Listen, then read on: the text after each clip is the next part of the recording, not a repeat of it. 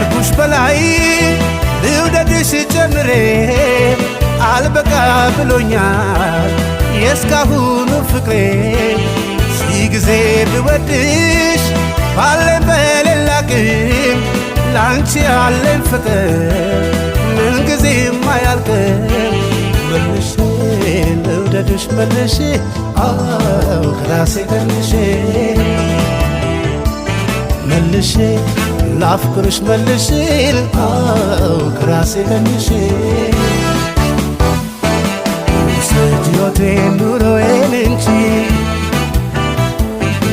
መፈቀር ብቻ ያንስሻል አንቺ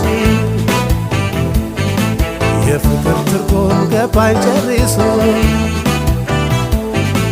ሌላን መውደድ ነው ከራስ ቀንሶ